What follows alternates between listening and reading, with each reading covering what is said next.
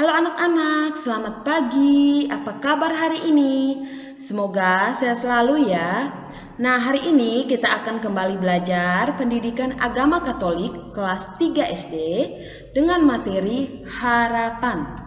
Nah, sebelumnya itu kita awali dengan doa. Ayo anak-anak, kita ambil sikap berdoa. Dalam nama Bapa dan Putra dan Roh Kudus, amin. Ya Tuhan, dalam hidup kami ada banyak sekali keinginan dan harapan yang kami gantungkan setinggi langit. Namun tidak semua keinginan dan harapan kami itu sesuai dengan rencanamu. Bantulah kami untuk memahami harapan-harapan dan keinginan-keinginan yang sesuai dengan karya keselamatanmu, agar kami dapat mulai memperjuangkannya. Amin. Oke anak-anak, kita lanjut ke slide berikutnya.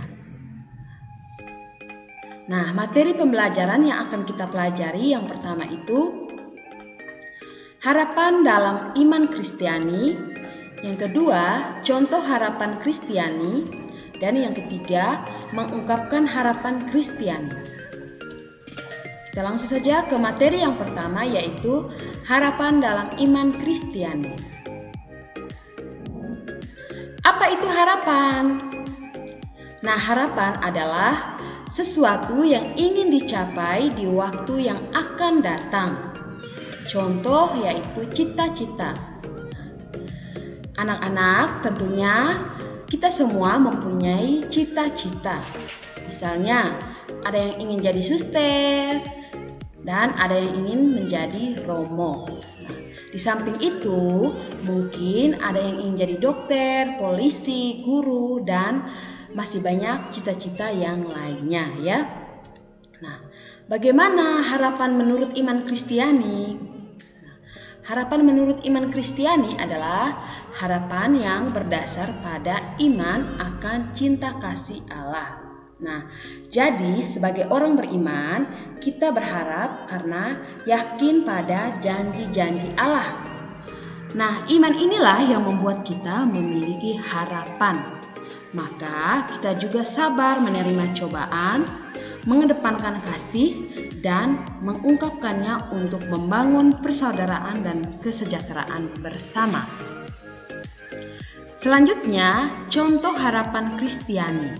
Nah, untuk contoh harapan Kristiani kita akan baca kisah dari Santa Monica. Ayo anak-anak, kita baca bersama-sama ya. Santa Monica. Pada awal abad 4 di Aljazair, Afrika Utara, hiduplah seorang perempuan Kristen yang saleh, namanya Monica. Saat berumur 20 tahun, ia menikah dengan seorang pemuda bernama Patricius Aurelius. Ia seorang pejabat, tapi tidak beragama, tidak percaya kepada Kristus, dan sangat kacau hidupnya. Tiap hari ia suka mabuk dan marah-marah. Namun Monica tetap sabar. Ia tidak membantah apalagi marah kepada suaminya itu. Keduanya memiliki anak bernama Agustinus. Ibu Monica ingin mendidik anaknya menjadi orang saleh yang taat beribadah dan percaya kepada Yesus Kristus. Ia tidak ingin anaknya nanti masuk neraka. Maka tiap hari Ibu Monica berdoa kepada Tuhan agar suami dan anaknya mau dibaptis dan menjadi Kristen seperti dirinya. Doanya terkabul. Sebelum meninggal, Patricius bersedia dibaptis dan menjadi pengikut Kristus. Namun, tak lama kemudian, Agustinus, putra Monica, berubah seperti ayahnya. Dia tak mau lagi ke gereja, tidak mau menuruti kata-kata ibunya, apalagi berdoa. Dia hanya mau bersenang-senang dan mengikuti keinginannya sendiri. Bahkan, ia pergi ke tempat yang jauh agar ibunya tidak melihat kelakuannya. Namun, Ibu Monica terus mencari dan menyusul putranya itu.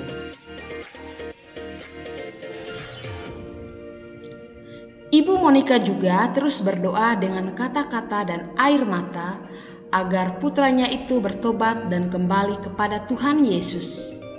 Di kota Milan, Ibu Monika menghadap Uskup Ambrosius dan mohon agar Bapak Uskup berkenan membimbing Agustinus putranya itu. Bapak Uskup bersedia. Di bawah bimbingan dan teladan Bapak Uskup, akhirnya Agustinus bertobat. Ia pun berjanji untuk hidup hanya bagi Allah dan sesamanya dan mengikuti Yesus Kristus seumur hidupnya. Tak lama kemudian, Ibu Monika jatuh sakit.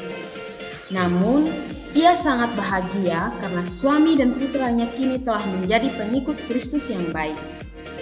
Ia yakin keluarganya akan bersatu kembali di dalam surga. Sebelum meninggal, Ibu Monika hanya berpesan, "Setelah aku mati nanti, kenangkanlah aku di altar Tuhan."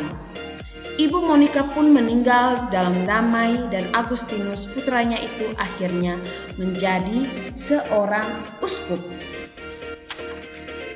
Nah, kisah Santa Monika mengajak kita yang pertama itu untuk selalu memiliki keyakinan bahwa untuk selamat, untuk masuk surga, orang harus dibaptis mengikuti Yesus Kristus. Terus yang kedua, berperilaku seturut perintah dan teladan Yesus Kristus. Dan yang ketiga, agar keinginan dan harapan dapat tercapai, kita harus berdoa setiap hari hingga doa-doa kita dikabulkan, ya. Materi selanjutnya yaitu mengungkapkan harapan Kristiani. Yang pertama, ungkapan harapan yang didasari iman Kristiani adalah kasih yang mengarah pada persaudaraan, kebahagiaan, dan kesejahteraan bersama. Misalnya dalam kisah Santa Monika tadi ya. Nah, Santa Monika mengungkapkannya dalam sikap sabar menghadapi suami yang pemarah dan kasar. Kasihnya yang besar mendampingi Agustinus dan doa-doanya yang tak kunjung putus. Terus, semuanya itu dibarengi dengan usaha yang tak kenal lelah sampai menyusul putranya yang pergi jauh dari rumah dan keberaniannya mohon bantuan Uskup Ambrosius.